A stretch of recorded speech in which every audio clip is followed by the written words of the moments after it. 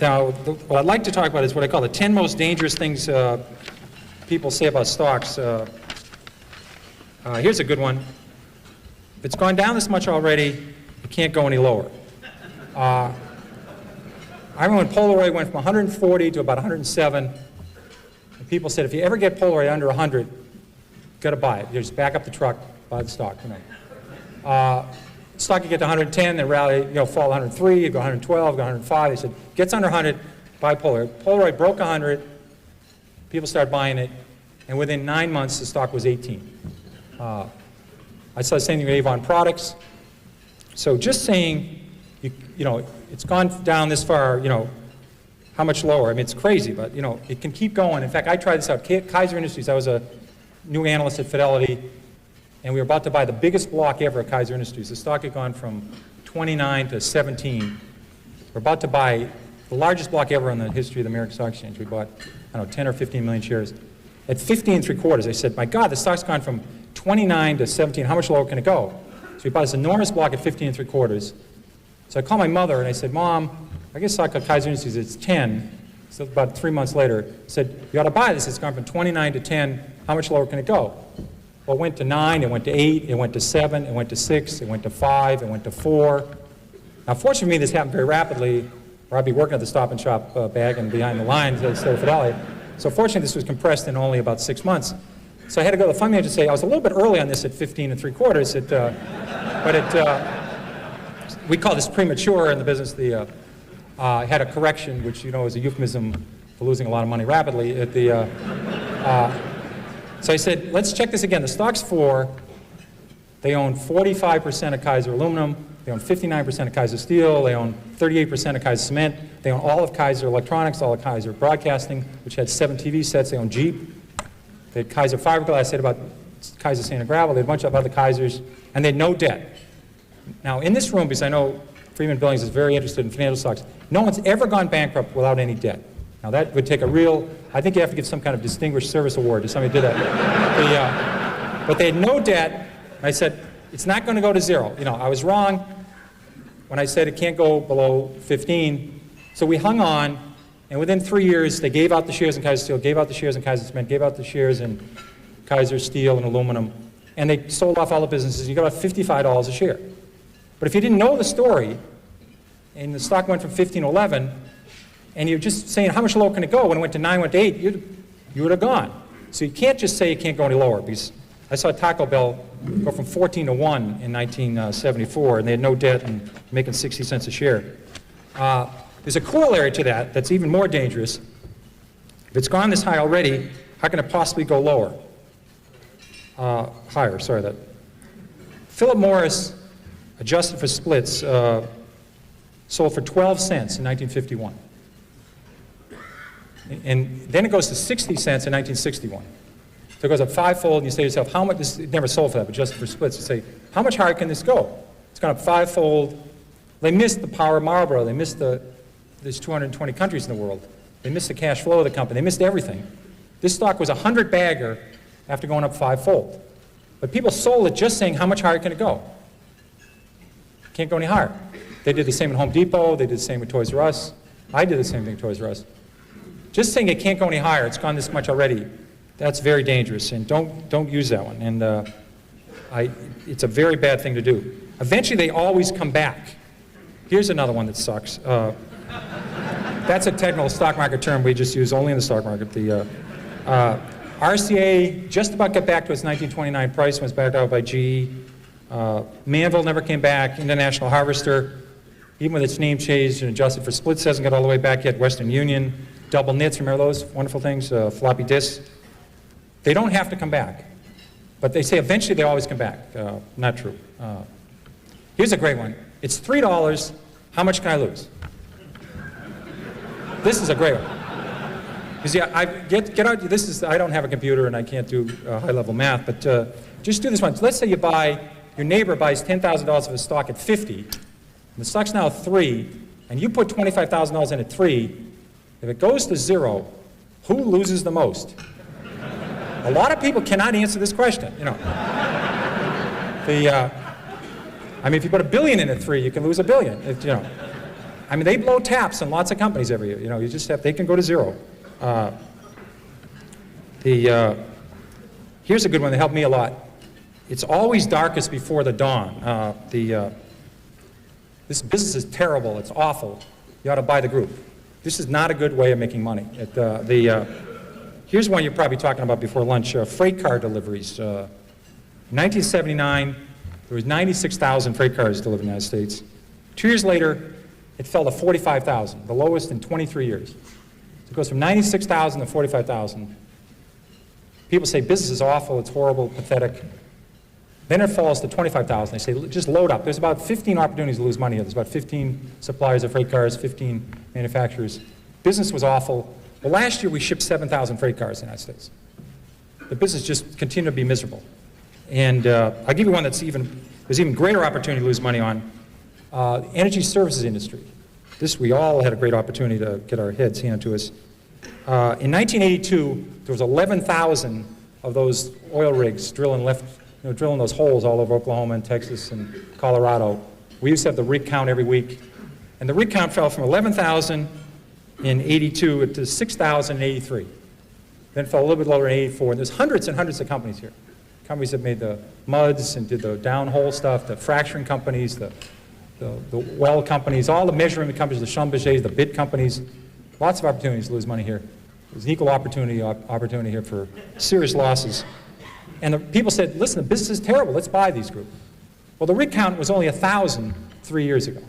So it went from 11,000 to 6,000 to 5,000, then 8 years later it was under 1,000. The industry really started to turn about 2 years ago. So just saying the business can't get worse. I was lucky enough, in addition to having the metals industry when I started Fidelity, I had the textile industry, which is a great group to follow, because you follow companies like J.P. Stevens, was founded in the 18th century, and West Point Pepperell was founded in the 18th century. Burlington Industries was one of the new companies that was founded in 1904. These people have been through recessions, depressions, world wars. They've seen it all. There's a great expression in the textile industry. It's always darkest before pitch black. Now that's a good one to remember, because when business is terrible, it can get considerably terrible. It can get terrible to the power of 6. And when I rebound to 10, I'll sell. Here's a great rule.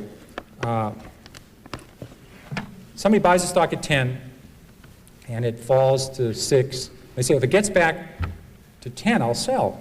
Now, I think the math, 4 and 6, I can handle this level of math. I think that's about a 66% return. You ought to buy it. If you think it's going back to 10, you ought to buy the hell out of the damn thing. But they think if it gets back to 10, I'll sell. Now, what you ought to do is never put down a round number, because I think for the next 26 years, this stock will go between 5 and 9 and a quarter. It'll never get to 10. So maybe put 9 and 1/8 or 8 and 3/4. But just saying the stock, if it gets back what I paid for it, this is a very important rule. This is one of the key rules. The stock doesn't know you own it. Remember that.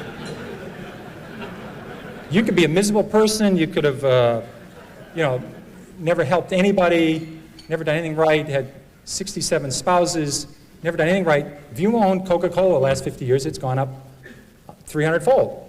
You could be the greatest human in the world, help Special Olympics, help the mentally challenged, help poor people, help AIDS people. If you own Bethlehem Steel, it's lower than it was 30 years ago. It's not your fault. Don't take this personal, But people treat stocks sometimes like their grandchildren or a puppy. I mean, they think the stock knows who you are. It doesn't work that way. What may worry? I own conservative stocks. I don't have to worry. I own conservative stocks. I remember when Con Ed fell 80%, then tripled. Public Service Indiana went down 90%. Gulf States Utilities, Long Island Lighting. This may be an oxymoron. We had Quality Texas Banks that went to zero. We had Quality New England banks that went to zero. These were companies that have been around for 150 years, 120 years. Saying I own conservative stocks, I don't have to worry. And I've seen a lot of people, they'll inherit a stock from somebody. They'll say, my mother said on her deathbed, don't sell the Long Island Lighting. You always wondered, she's going to heaven, or hopefully where she's going to heaven. They talk about a Little League game or a vacation or a game of hearts they had, or imagine talking on your deathbed about Long Island Lighting. And you say, but you get these stories all the time. And I think your mother would have noticed, she wouldn't have sold at 29, but she would have noticed they had this little plant that was about $6 billion over budget, and no one wanted it, and wasn't working, and Long Island stopped growing. So maybe she would have turfed it at 22 or got up at 18. She wouldn't have let it go to 4. You know, so just because you inherit some stock and it's so-called conservative, like Eastman Kodak fell 75%, IBM fell 75%, don't tell anybody you own a conservative stock. Companies are very dynamic. I don't buy that argument. Here's a very dangerous one. Look at all the money I've lost. I didn't buy it. People do this all the time. They say, I didn't own Blockbuster, I didn't own Home Depot, I didn't own Toys R Us. Eric, it was very nice to say some nice things about when I came up here, and Manny has been nice to me. I literally, one of my books listed on 2 pages, in the 13 years I ran Magellan, I listed, I think about 200 stocks, A through L, on the New York Stock Exchange. They went up tenfold or more that I didn't own while I ran Magellan. I had owned lots of stocks. I listed 200 stocks A through L. I stopped at the letter L, and I didn't own any of these shares. They went up tenfold or more, and I was able to do okay with Magellan. And people worry all the time about missing Microsoft, missing Western Digital, missing United Airlines. They spend all their time worrying about stocks they miss. You cannot lose money in a stock you don't own. That's a very important, the only way to lose money is buy a stock, have it go down, and sell it. That's the only way. And I swear that people, their spouse has to cut out the newspaper in the morning, cut out the C's, and the person will look at the Amazon, oh my God, Microsoft's up 3, you know, I was going to buy 1,000 shares of Microsoft, I lost 3,000 of Microsoft last night while I was sleeping, you know. I was going to buy 7,000 shares of National Semiconductor at 10, it's now 17, I just lost $49,000 on National Semiconductor. They do this all the time. They have to cut holes. Thank God Blockbuster finally went away, because that was early in the alphabet. People would always be looking how much they lost on Blockbuster. I missed that one. I'll catch the next one. That usually does not work. Toys R Us, there was a lot of copycats of Toys R Us. There was Child World, there was Lionel, there was copycats of Home Depot. Buying the next of something usually doesn't work. It's very bad. It's like buying on dips. I think it's always better to buy from dips. I always thought it was a better rule than buy on dips. You may have to explain this to some other people. This is another technical term you may have to explain after hours what a dip is. I usually refer to it as plurals, dips. I never heard dip. You know, he's a dip, she's a dip. They're usually only the plural tense for it. And it's a gender non-specific. It's usually plural. Dip is never used. Stock has gone up, I must be right. Stock has gone down, I must be wrong. I'm convinced that people do this all the time. They buy stock at 10, they buy a little bit of it, it goes to 13, they now say they don't know anything more about it than they knew when they bought at 10. They have no idea what this company does, but it's gone to 13. Now, they take a second mortgage in their house and buy it at 13. The best thing that could happen for us is to go directly from 10 to 4 for these folks. You know. It's going to go to 4 eventually, but it goes to 13 in the middle. They're convinced now, they bought 100 shares at 10, now they buy 20,000 at 13.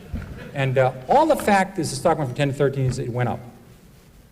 The average movement of a stock in the New York Stock Exchange this century, between its high and its low, has been 50%. The average stock in the New York Stock Exchange. That means the stock started the year 20, sometime during the year sold 16, sometime during the year sold at 24, might have finished the year 21, might have finished the year 19. The average range of a stock in the New York Stock Exchange is 50% in 12 months, between its high and its low. So stocks go up and down a lot within a year. And say this stock is going up means you're right, doesn't mean a damn thing. So don't buy often on that one. That is not a good one.